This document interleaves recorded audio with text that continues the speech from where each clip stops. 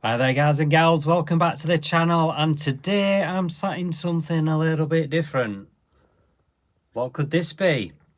Well, it's my mk1 Cav, of course it is. So I thought it's about time that I did a little bit of a walk around video, because even though I've done quite a few driving videos of this car, I've never really actually done a proper walk around. So here we go, let's actually do a walk around video of it.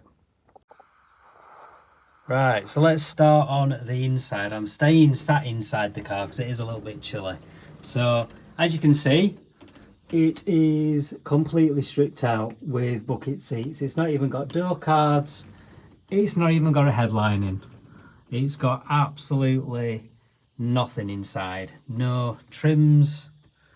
The only bit of carpet it's got is the well, it is actually the full carpet. It's just obviously there's no back seat, so it has actually got the full carpet, but there's no soundproofing below it. Yeah, it is a little bit mucky, I will admit. And because it's been sat up and not really used a great deal, there's quite a lot of surface mould started to appear on the dashboard or whatever. There's no stereo in it, just all the loose wires. Mileage wise, well, I've no idea, because I don't think this is the original dashboard. It's originally a GL model. So it has got the rev counter dash, but I don't think it's the original dash. I mean, that's indicating 24,479, which is obviously going to be 124,000 miles, but it could be 224 miles. I honestly have no idea. I have no idea of the true actual mileage of the car. We've got the sporty style steering wheel. Of course, there's no power steering on this, but to be honest, it don't really need power steering. The steering is fantastic. See, I'm in my mucky work clothes. Oh, there's a little bit of mould on my steering wheel starting to come. That actually doesn't show up as bad in to the naked eye. It looks worse on camera. One thing I need a gear lever gaiter, because that gaiter's completely knackered. One thing I will say about this though, the gear change is beautiful. It's so nice, proper click. Now anybody who's looking at this video and thinking to themselves, right, so this is a mk1 Cavalier, so why is the gear lever where it is, and why has it got that center console? Well, I'll tell you, because this gearbox is a Manta gearbox. It's a gearbox from an Opel Manta. Now the floor, I'll actually overlay a picture to show you, was modified to allow the fitment of a Manta box, and I'm just going to go and show you under the bonnet, and I'll show you why it has the Manta box. And here we go guys, this is why it has the Manta box, because it has a red top. Now if you've seen any of my previous videos, you'll already know this, but the problem is this red top is currently running like a bag of nails, and I suspect it could be the head gasket has gone between two of the cylinders. So one thing I'm going to do today is I'm going to try and do a compression test on it. It's never been fully installed properly. There's wiring all over the place, which obviously doesn't help. But if you look back on my channel, you will see that there are some driving videos of me driving this car. When it was running nice, it was running absolutely fantastic. It's actually really good and solid, this car. The battery tray has been replaced. But ignoring the dirt, because it has got a little bit mucky sat here, it is actually really nice and solid. I'll show you a bit around the outside of the car. Now, any guys who are aware of the fact of when my Mark II Cavalier Sylvia got bumped into in the snow the other winter, will know that the poor old Mark I also got bumped into. So basically what happened was, somebody flew around the corner on snow and crashed into my car, which was parked here where Owen is, which was my silver Cavalier called Sylvia. Pushed her forward into this, and it resulted in the bumper getting cracked, as you can see. So that's a repair I've got to do where the bumper got cracked. It did also damage the reg plate as well. I'll just show you. So this is one of the problems, is always cars driving past, but it's really good tidy condition. It's got a few little bits here and there. There's a bit of rust there on the top of the wing. The white stuff is where I give it a buff and a polish the other week. But it's really nice and generally tidy. There's a couple of bubbles started to appear on that back arch.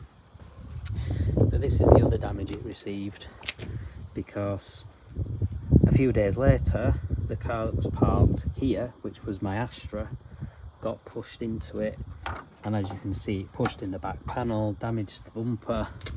The back panel is still slightly pushed in, so it needs a little bit of a repair along the bottom of there.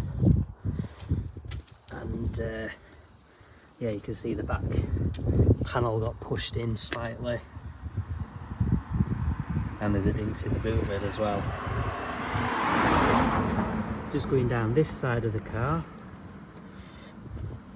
there's that bit that's started to go at the back of that arch, that needs sorting.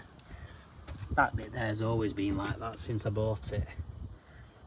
But you can see for a 1977 car, it's in pretty blooming good condition. Little bubble of rust there on that wing. And then there's this on the front edge here as well, which needs repairing. But I'm just going to shut the bonnet so you can see the bonnet, because I do need a new bonnet. Right guys, so as you can see, the bonnet over these last 2 or 3 years has really badly gone all along this front edge. Really bad. It started with a couple of rust bubbles. Oh, there's some more rust on the top of that wing as well. But it started with some rust bubbles, and then just all of a sudden it just went really bad. I think the problem is it's had some filler on it. Water's got under the filler and it's just rotted it out. So as you can see, I was hoping that I was going to be able to repair it, but as I said, these last few months it's just got worse and worse and worse, and as you can see, I just need to basically get a new bonnet. So that's one thing I am on the lookout for. The paint was really thin on the bonnet as well, because I've polished it a few times, and as you can see, there's quite a few patches where it's gone through, where I've buffed through to the paint underneath. So yeah, it's a little bit of a mess, the bonnet, but I'll show you around in the boot next. Right, so we're looking in the boot, and there's a couple of little bits of rust, but it's really solid just in that corner. Down in that side there is a little bit that now needs welding, where it's started to go through, so that's a little patch I need to do. But again, it's a car from 1977. Now you can see it's got an electric fuel pump. It's probably major overkill. It's way too powerful for the engine. It doesn't need a pump anywhere near as big as that. If you've watched previous videos, you will have seen when I replaced the fuel tank, because that was one of the problems I had with this car, that it had a carburetor fuel tank and it needed an injection one. So again, if you look back on the channel, you'll see the videos when I changed the fuel tank. But yeah, obviously there's no spare tyre, there's no boot carpet, nothing. So you can see some of the slight denting in the rear panel. I have pushed most of it out by hand, to be fair. It wasn't actually that bad, but yeah, really annoying. So let's have another look inside. So looking through the back door, again, no door skins, no door cards, no carpet, no back seat, no parcel shelf, no headlining, absolutely nothing. Yes, this car is pretty loud when the engine's running, as you'll probably remember again from previous videos, but yeah, we'll have a look in the front. See where in the front. So again, yeah, no door cards, the racing seats, Cobra seats. Strangely, I've got OMP harnesses at this side and Sparker harnesses at that side. Don't ask me why, that's just how it were when I bought it. Now, one of the funny, curious things with these seats is there's no sliders, there's no adjustment. They're on custom-made metal frames. And when I first bought the car, I couldn't reach the pedals because I'm only short. I had to modify the seat frame, drill extra holes in, reposition the seat so that I could actually reach the pedals. So the good thing is, if anybody really tall tried to pinch the car, they'd have to have the legs right up here like this, because there's no adjustment of the seat. So you either sit in my driving position or you don't drive it. So it's unique. It's a unique driving position just for me. So I can drive it fine. See, I can reach the pedal, I can change gear. If anything, the seat could actually do with being slightly further forward so that I don't have to completely extend my leg, but I would have to probably weld together and fabricate new seat frames completely to be able to do that. So there we go, guys. That's a little walk around video of the Manta. The knob's a little bit loose. So yeah, there we go. So stay tuned. I'm going to do a video on trying to do the compression test. I'm going to see if I can get the an idea as to why the engine is running like a bag of nails.